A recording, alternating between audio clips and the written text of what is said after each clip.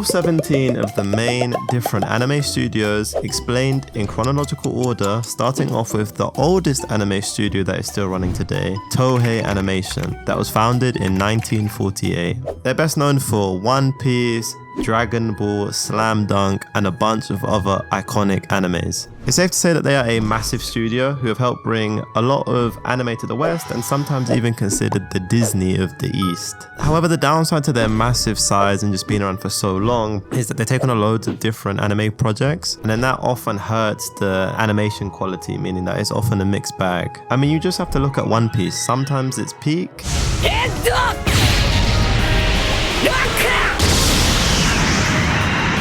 And then other times it looks like this.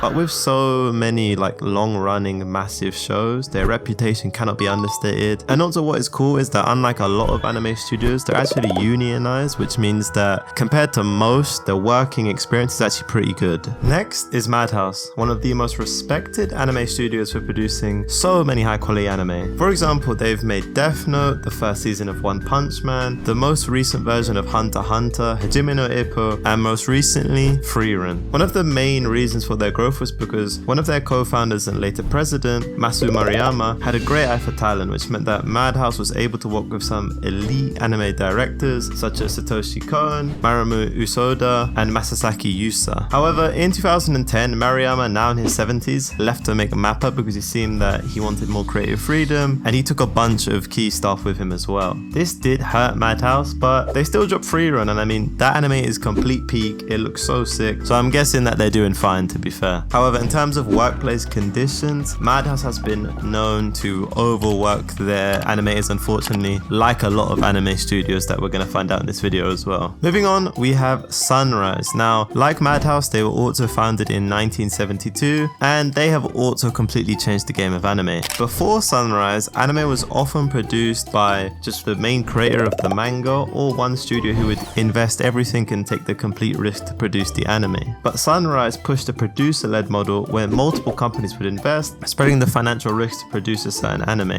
Their first big success was Mobile Suit Gundam in 1979, but they went on to drop other classics such as Cowboy Bebop, Gintama, and Code Geass. They're also known for great animation, and they have the coldest nickname, which is Sunrise Smooth, which that's just the best nickname. Similar to Toei, they are another massive anime studio, and therefore their quality can be varied because they just have so many different teams working on so many different projects. But when they do put the time and money and their best teams to it, they really can cook some amazing visuals. Also, their workplace culture does seem to be pretty good compared to a lot of other anime studios. Studio Pierrot was also founded in 1972, meaning that 3 massive anime studios were all formed in this year. Their first big success was in 2002 when they dropped one of my personal favorite animes full time, Naruto, but then they followed this up with Bleach and Black Clover. And as a result, their reputation, especially to create amazing shonens, is up there with the GOATs. Studio Pierrot, like a lot of older anime studios, is so massive, so again, like I said before, the same thing applies here where the animation quality can vary a lot. But as we've seen, if you've watched Naruto or Bleach, some of the episodes are peak. And also special shout out, they also made Boruto, which I'm not a big fan of, but the Sasuke and Naruto vs Momoshiki fight has to be up there, one of the greatest anime fights I've ever seen. And also what's kind of cool is that in terms of working conditions, their managing director Kiyomo Utsumi recently came out and said that they have increased their overtime pay by 20%, and they recognize that animators are not just computers and that they need rest, which seems like obviously common knowledge, but in the anime industry this is actually very rare for one of the managing directors to actually come out and acknowledge this, and hopefully they'll lead by example and influence other anime studios to do the same. Next is Studio Gainax, which was formed in 1984 and only a couple years later had their breakout anime Gunbuster, a mecha anime. But they then went on to blow that completely out of the park, releasing Neon Genesis and Evangelica, one of the biggest animes of all time that literally revolutionized just how popular merchandise could be, and honestly just became a massive part of pop culture in Japan. And from there they went on to make other popular anime such as Fooly Cooly and Gurren Lagann. They're also infamous for what is known as a Gainax engine, ending, which is when a show ends weirdly or abruptly. You'll notice if you've watched some of the animes that I mentioned. However, in 2019, their former president, Tohiro Maki, was arrested for sexual assault of a teenager. There were also reported corruption of funds, and in May 2024, Gainax filed for bankruptcy, ending this once great studio. Now, arguably the anime studio with the most distinctive style and widely best known is Studio Ghibli. This is because only 2 animes have ever won an Oscar, and these were Spirited Away and The Boy and the Heron, both of which are made by Ghibli. That is some aura. In 1985, Hayao Miyazaki and Isao Takahata both left Toei Animation and joined up with Toshio Suzuki to make Ghibli. Now, what's interesting about Ghibli is that they're different from most anime studios and that they predominantly make movies instead of animated TV shows. This is because they want to have amazing visuals, which you'll know if you've watched any of their work, but that would be impossible to do that with something like a weekly anime series. If you've also ever watched a Ghibli movie, you'll know that their visuals are extremely distinctive to them, and that is because they use even more hand-drawn animations compared to most studios, with even more incredibly detailed backgrounds and just assets. It just gives this super unique look that I'm personally a massive fan of. Kyoto Animation, or how it's commonly known as Kyoto Ani, was founded in 1985 by a married couple, Yoko and Hideaki Hata. Kyoto Ani first built its reputation by doing high-quality support work for other studios, and then gradually moved into producing their own major anime, with its biggest hits being Violet Evergarden and Free. What's super cool about them is that they built a reputation for being the golden standard of world culture while still having great high-level animation. This is largely because Kyoto Ani hosts the Kyoto Animation Awards, which ranks them on 3 categories: novels, manga, and scenarios. And then the winners, or the best ones, they then get made into anime, with Kyoto Ani licensing them, meaning that they get a much larger portion of the profits compared to other animation studios. And then with this money, they're able to have full-time salaried employees compared to most animators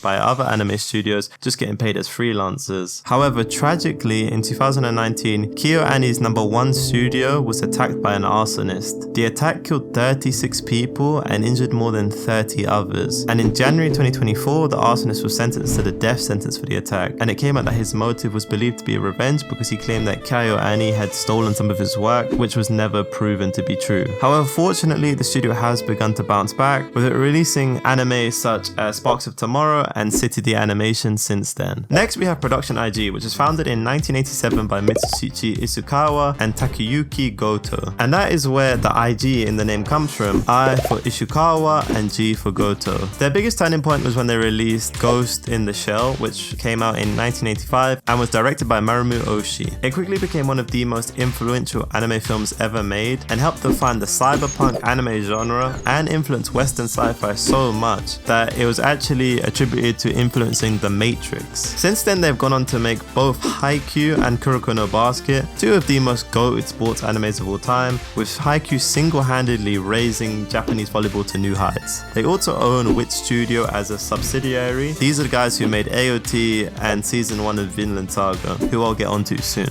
But before that, I need to talk about JC Staff. These guys kind of have a reputation, if I'm being honest, of being a budget anime studio. The most infamous of this is because they did the most recent series of One Punch Man and the last season, and I'm sure if you've been online you're aware that they're getting flamed for having predominantly PNG animation. To be fair, it didn't help that season 1 was done by Madhouse, who I mentioned, who are known for having amazing animation, so the contrast made it just even worse. And you know, like I said, Madhouse have been out for so long, they have a much bigger budget and they can attract elite animators. I do want to preface this by saying I'm not trying to shit on JC Staff. I'm sure that they're all super good at what they do. It's more so that JC Staff, just as a philosophy, the higher ups believe that it's better to produce a shit ton of anime, and therefore as a result obviously the quality is not going to be amazing most of the time. They kind of have the much more quantity over quality approach to making anime. However, in stark contrast to this is Studio Bones, which was formed in 1998 by former Sunrise staff members and quickly became known for specializing in amazing fight scenes, and that's a reputation that has stayed with them to the present day. His first big hit was Full Metal Alchemist Brotherhood, which is one of my favorite animes of all time. And then from there they went on to do My Hero Academia and Mob Psycho, which again, if you watch them shows, you know that some of the scenes in those shows is just incredible. But arguably an anime studio with even more iconic animation quality for fight scenes is Ufotable. They were formed just in the year 2000 by Hikoraku Kondo, and they first gained traction working with the game company Type Moon, where they adapted their games into animes such as the Fate series and Garden of Sinners. However, their big break was in 2019 with Demon Slayer, which became an instant hit, especially for its crazy level of animation.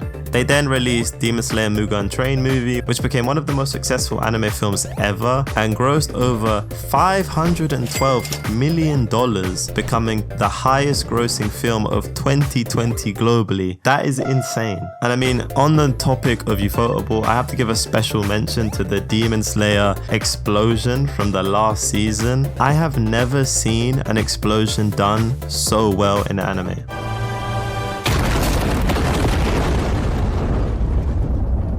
The reason how they're able to do this is because the studio has a strong emphasis on digital composition, unlike other studios, and that gives Demon Slayer a unique, polished, glossy, and just expensive feel, almost like it's a live action blockbuster shot with anime characters. A1 Pictures was founded on May 2005 by Mikuro Iwata, a former Sunrise producer. It was also created by Aniplex, which is part of Sony Music Entertainment Japan, meaning that A1 had a powerful corporate backing from the start. They quickly became known for being very versatile, but also having varying anime quality. Some of their best stuff includes Sword Artwork Online and of course Solo Leveling, but they're kind of like JC stuff to my understanding in that they put out a shit ton of anime, and this means that not a lot of them get the love that these mangas deserve. Unfortunately as well, they also have one of the worst reputations in terms of workplace conditions. Tragically, a 28-year-old who worked there for 3 years and then left, only a year later died for suicide.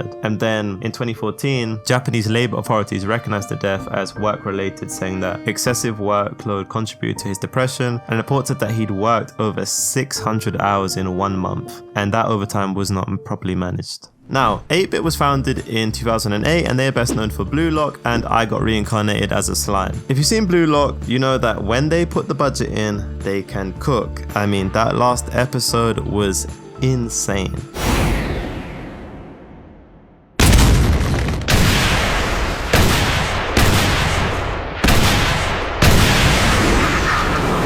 When they don't, it's bad. I mean, if you watched most of the season 2 of Blue Lock though, apart from that last episode, you'll know that it was on par with PNG animations from the recent season of One Punch Man. So yeah, I'm praying that they give time and money towards the next season of Blue Lock, but this is a reason why they ought to have a very mixed reputation as an animation studio, with them being able to produce absolute peak and stinkers. Moving on, we have Mappa, one of the most well-known animation studios today. What's surprising is that they actually formed very recently in 2011 by one of the co-founders of Madhouse, as I mentioned, Masao Mariyama, and this meant that they were extremely well connected from the start, and they have grown rapidly since then, working on anime such as Jujutsu Kaisen, Attack on Titan the final season, Chainsaw Man, Hell's Paradise, and Vinland Saga Season 2. I mean, that is a crazy catalogue, especially considering, again, they started in 2011. However, in 2016, Mariyama left and was replaced by Manabu Usoka, and this is where they started to become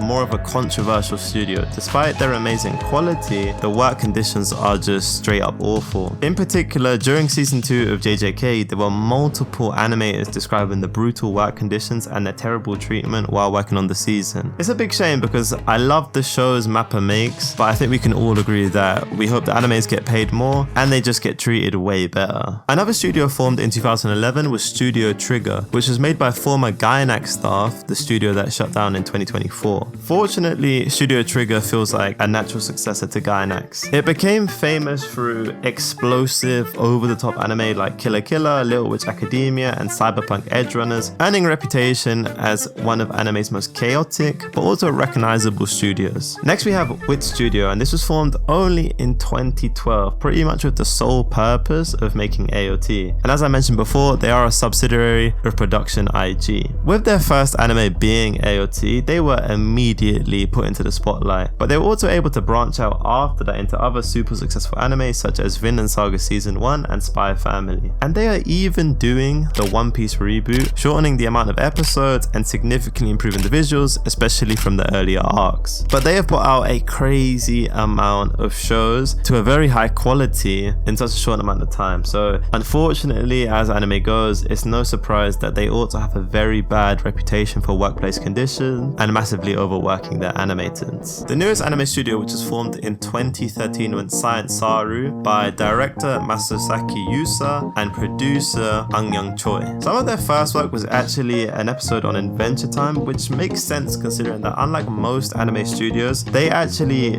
do not really care about the nationality of the animators and only really their skill level, and as a result they hire many from different countries. Devilman Crybaby was a massive turning point for them. It was released globally through Netflix and made Silent Saru known outside to a much bigger circle of people. If you've seen this show, you know that it is super experimental, which is kind of what they've become known for, with crazy colors and crazy scenes, and that's also reflected in one of their newer animes, Dan the Dan, which I'm super excited for season 3. If you haven't watched it, I'd recommend it. Now, I know this video is titled All 17 Anime Studios Explained, but I just wanted to cover the main ones and the ones that I like. But moving on, if you want to check out every single IRL reference in Jujutsu Kaisen, then click here, and thank you very much for watching.